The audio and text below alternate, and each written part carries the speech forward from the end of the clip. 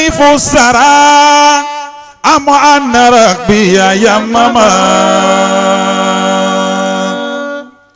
مواتن خير الناس لسير صمما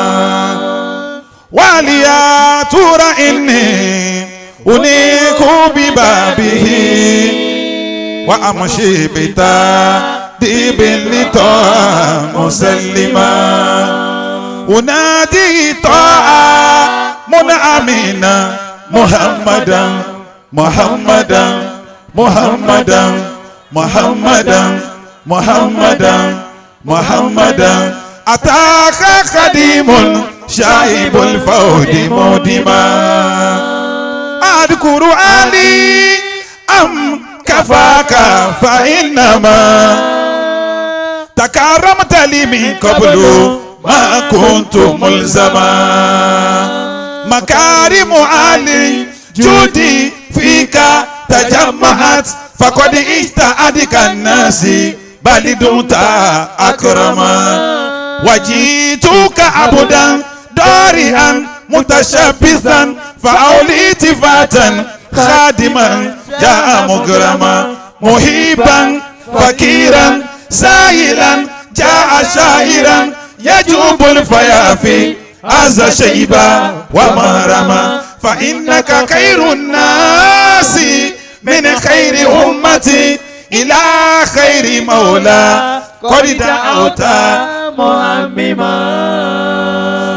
فسدت الورى عبد الإله شفيعنا لولا عمد في كفيك أعلى وأعظما يا جوزا للي ورا برا يسير زمان نينا برا يا جوزا للي ورا برا بايو يسير زمان نينا برا وما رحمة إلا ببرا يا برا ميو بو يا برا وما نعمة إلا ببرا ما يجوز يا ويل ورا برا يسير زمان نينا برا ودالله في دنيا برا ابانوي يا برا ميوبو يا برا ويا مصطفى في الأكرة يا برا يا جوزا بايو يا برا يسير زمان Allah bani bayanan gauzu Allah bani bayanan gauzu subhanallah bayanan gauzu walhamdulillah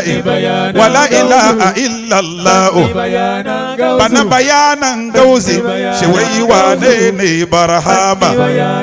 bana bayanan gauzi shewai wane ne barhama kai zaman moka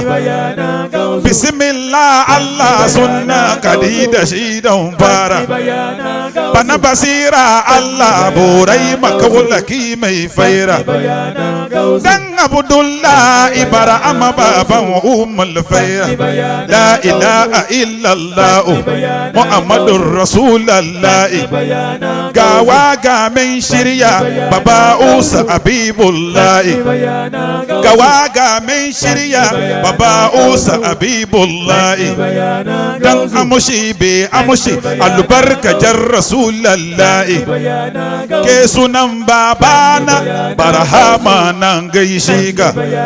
kai ne kai wani doka walau kan barhama sirrullah kai subhanallah bisalati Allah summanzon Allah annabi dan abudalla kakada so asanda usaini ya gaira ya yanza kalma mata yanza kadan asaabu kadan sufuna gaishe wara uban soyayya shine Abubakar Siddiqu sannan mai raba kariya ta Zakariya Umarul Faruku kasan nurai ne Usmanu dini Abbana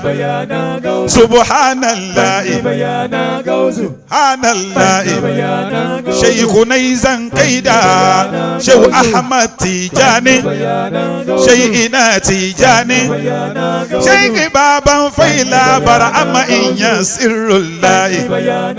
subhanan aluful kalki malufu safiyullahi bar'amu la anta li idhnu min kulli ma'uf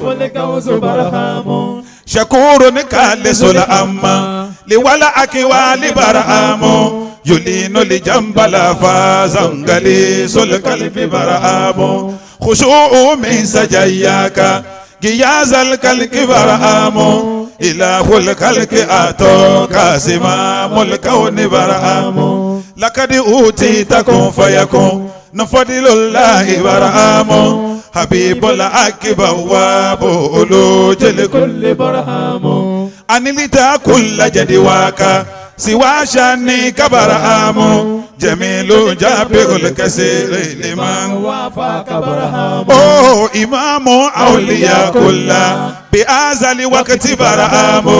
buruzul akiwata kiki wal irfani bar'amu رميت لكشر لديني لآل الكشر برهامو أخست لوب من لوب لآل لوب برهامو يا ملك القلب في الآو تولى تبرهامو يئيم في جبروت كزال ملكوت برهامو بيما أوت لكون بالناس تسر الله برهامو أسارة سر لسر لآل سر برهامو وبدي أنصن إمامو صفات لكوز برهامو نسي شاكر بارو رفيع سيت برهامو أمين الله في الأرض كفيل الأمر برهامو لا أنت الجوز في الحرواز آل الفوز برهامو عليم قائد الركباء نوال أوجاج برهامو أنت العقب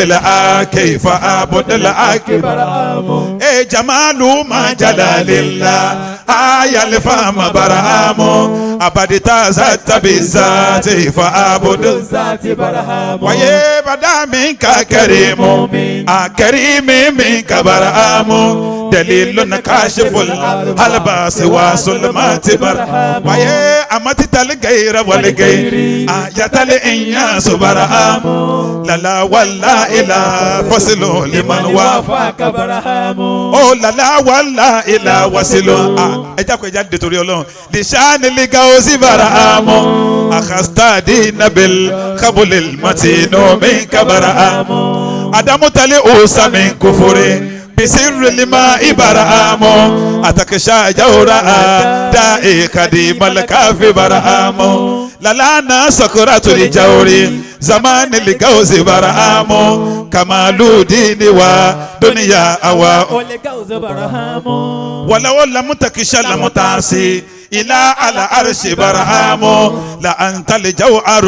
فرد فلا تكسيم برهامو علي لقلب من قل وشر الكبر برهامو يميني فيك مبرو رب عمد الله برهامو صلاة الدين خليتا إمام العدل برهامو أدرت القاسم أمري لآل شرب برهامو أيارا كلنا نشوى نبل أسكار برهامو بقائي من فنا في غيابي فيك برهامو أبو الأرواح والأشبا إعازة وقت برهامو لا أنت الفرد في مانا كسافي عيس برهامو ففايد الكتم قد بانا وأنت الكتب برهامو ينال الفايدة ما وافق بسد Tiki Barahamu. Edamanu min makufati liman yati kabarahamu udatu dinifi tati liwa kali yawma barahamu